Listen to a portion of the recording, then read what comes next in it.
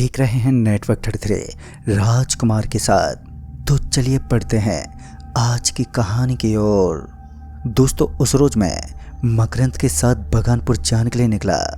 काम के सिलसिले में सुबह 7 बजे वाली हमने ट्रेन पकड़ी और शाम के करीब 14 स्टेशन उतर गए।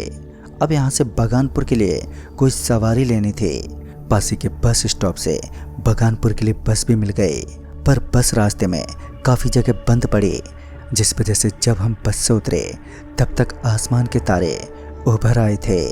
बस से उतरने के बाद अब यहाँ से महज 20 मिनट का ही रास्ता बचा था। 8 तो बज चुके थे और भूख भी लग ही गई थी। मकरंद भी कहने लगा, यार पहले कुछ पेट पूजा कर लेते हैं फिर चलेंगे। वहीं सड़क के बगल में एक छोटा सा ढाबा था। फिर जब मैं मकरंद के साथ उस ढाबे में पहुंचा, अभी हम वहां पर बैठे ही थे कि एक लड़का हमारे पास आया और बोला, क्या खाएंगे भैया। फिर जब मेरी नज़र उस लड़के पर पड़ी तो मैंने पाई कि उस लड़के का एक ही हाथ है। मैं इससे पहले कुछ बोलता कि मकरंद बोला, क्या कड़ी चावल मिल जाएंगे। इस पर वो लड़का बोला, हाँ कड़ी क्या, पिज़्ज़ा बर्गर चाउमीन सब कुछ मिलता है यहाँ पर। तभी इस पर मकरंद मुस्कुराते हुए बोला, अरे पिज़्ज़ा बर्गर फिर कभी खा लेंगे, अभी तो सिर्फ 2 प्लेट गर्मा गर्म कड़ी चावल ही खिला दो।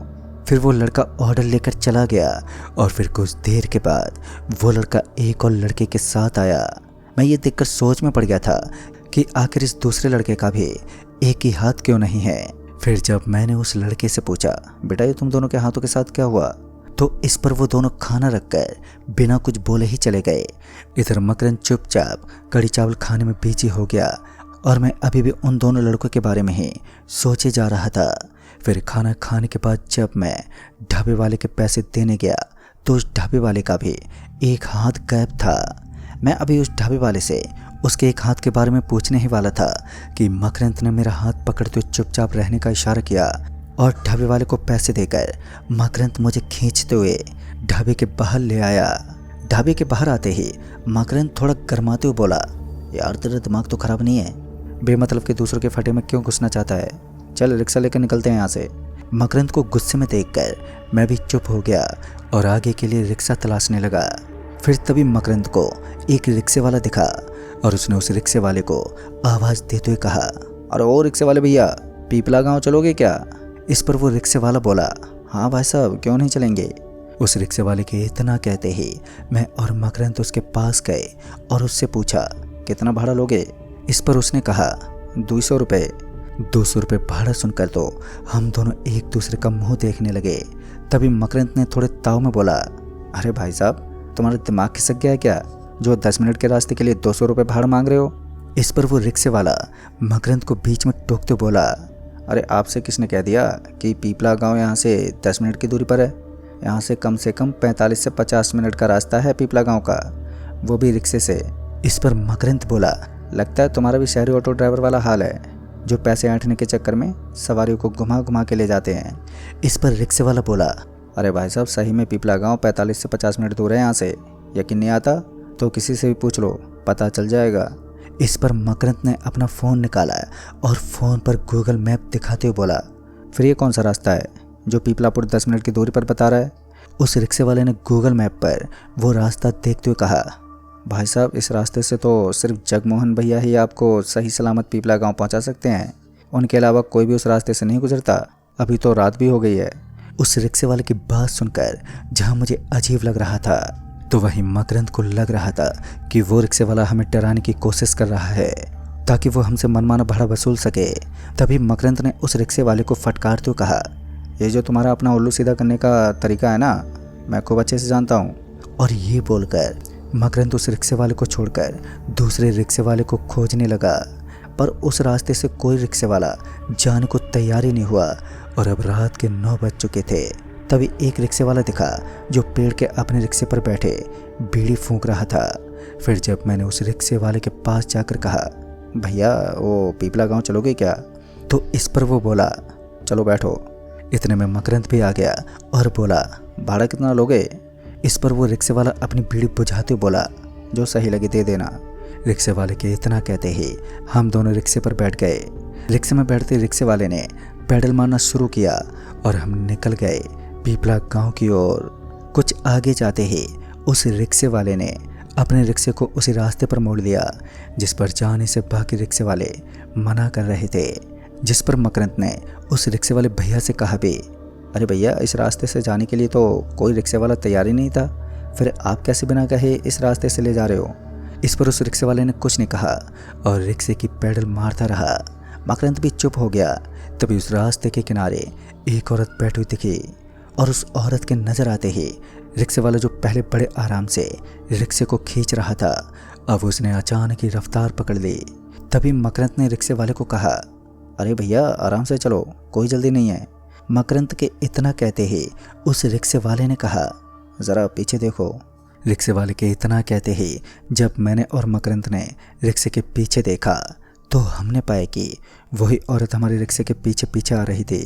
फिर जब हमने उस औरत का चेहरा देखा तो हमें समझ में आ गया था कि आखिर क्यों वो सारे रिक्शे वाले उस रास्ते से आना नहीं चाहते थे, क्योंकि उस औरत के डरावने चेहरे को देखकर जहाँ एक और हमारा दिल बैठा जा रहा था, तो वहीं दूसरी तरफ रिक्शे वाला रिक्शे को भगाने में अपनी पूरी जान झोंक चुका था। तभी कुछ आगे जाने के बाद उस रिक्शे वाले ने अचानक ही रिक्शा रोक दिया। रिक्शे के रुकते ही वो औरत जो हमारे रिक्शे के पीछे आ रही थी, वो अचानक उस रात के अंधेरे में कहीं गायब हो गई। हालांकि अभी भी हमारा दिल ज़ोरों से धड़क रहा था। फिर जब अपनी निगाहें रिक्शे वाले की तरफ घुमाई तो हमने पाया कि दो औरतें रिक्शे का हैंडल पकड़े खड़ी हैं और रिक्शे वाला सीट पर बैठे हुए ऐसे फड़फड़ा रहा था मानो उसने नंगी बिजली की तार पकड़ ली हो। रिक्शे वाले को फड़फड़ाते देख हमारे भी हाथ पर कपकपाने लगे थे। उस वक्त किसी को भी पता नहीं था कि अब क्या होगा। तभी उस रिक्शे वाले ने अपने दोनों कान हाथ से बंद कर लिए और साथ ही हमें भी वैसा ही करने का इशारा किया। उसका इशारा समझते ही मैंने भी अपने कानों पर हाथ रख लिया। कानों पर हाथ रखते ही वो दोनों औरतें इतनी ज़ोर से चीखी कि कुछ देर के लिए मेरा सर चकराने लगा। फिर जब मेरा सर चकराना बंद हुआ तो मैंने पाया कि रिक्शे वाला रिक्शे के नीचे गिरा पड़ा है, पर मकरंद मुझे कहीं भी दिखाई नहीं दे रहा था। यहाँ तक कि मुझे वो दो औरतें भी नज़र नहीं आ रही थी। मैं रिक्शे से उतरा और रिक्शे वाले को सहारा देते उठाया, पर रिक्शे वाला अभी भी बेहोश था। उसके कान से खून निकल रहा था और मुझे कुछ सोच भी नहीं रहा था। उस सुनसान रास्ते पर गहरी खामोशी और उस अंधेरे में सिवाय डर और खौफ के कुछ और नजर ही नहीं आ रहा था। तभी उस रिक्शे वाले को होश आ गया।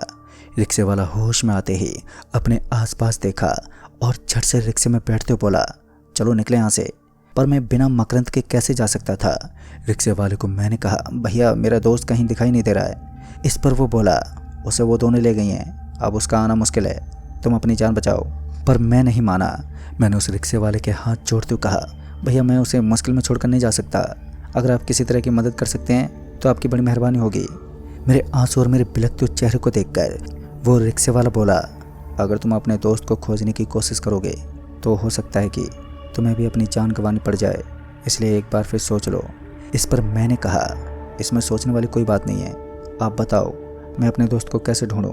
तभी उस रिक्शे वाले ने गहरी सांस ली और मुझसे कहा, तो सुनो, यहाँ से कुछ आगे जाने पर तुम्हें एक पेड़ पर झूला नजर आएगा जो अपने आप ही झूल रहा होगा।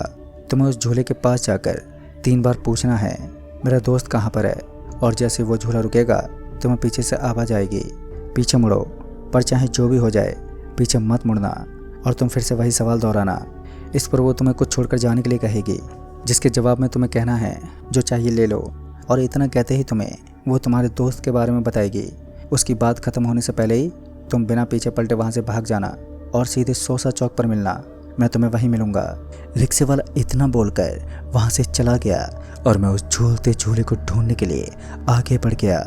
कुछ आगे जाते ही वो झूलता हुआ झूला नजर आ गया। उस खाली झूले को अपने आप झूलते देखकर मेरी हिम्मत नहीं हो रही थी कि मैं अपना मुंह खोलूं, पर मैं लड़खड़ाती जुबान में ही बोला, वो मेरा दोस्त कहाँ है। मेरे इतना बोलते ही वो झूला और ज़्यादा तेज हो गया और जब मैंने वही बात दोबारा दोहराई तो वो झूला एकदम से ठहर गया। फिर मैं 2 कदम पीछे हटते हुए तीसरी बार बोला, मेरा दोस्त कहाँ पर है। मेरे इतना कहते ही मेरे पीछे से एक आवाज़ आई। वो आवाज़ इतनी भयानक थी कि अगर कोई कमज़ोर दिल वाला आदमी सुन ले तो वहीं मर जाए। मेरे थरथराते हाथ पैर और माथे से चूता पसीना यही संकेत दे रहे थे कि मेरी मौत पीछे खड़ी है, पर अभी भी मैं अपने पाँव पर खड़ा था। मैंने बिना पलटे चौथी बार बोला, वो मेरा दोस्त कहाँ पर है। इस पर उसने कहा, बदले में क्या छोड़ेगा? मैंने तुरंत ही जवाब देते हुए कहा, जो तुम चाहो। मेरे इतना कहते ही उसने मुझसे कहा, यहाँ से कुछ दूरी पर 11 मील है, वहीं है तुम्हारा दोस्त। अभी वो आगे कुछ बता ही रही थी, पर मैंने उसकी बात खत्म होने से पहले ही वहाँ से एक तेज दौड़ लगा दी और भागते उस चौराहे पर पहुँच गया जहाँ रिक्शे वाला मेरा इंतजार कर रहा था। उसके पास पहुँचते ही मैंने उसे सारी बात बता दी। सारी बातें बताने के बाद मैं उस रिक्शे वाले के साथ उस 11 मील पहुँचा और हम दोनों मकरंद को आवाज़ लगाने लगे, पर मकरंद का कहीं कुछ पता नहीं चल पा रहा था। तभी वो रिक्शे वाला उस 11 मील के अंदर चला गया।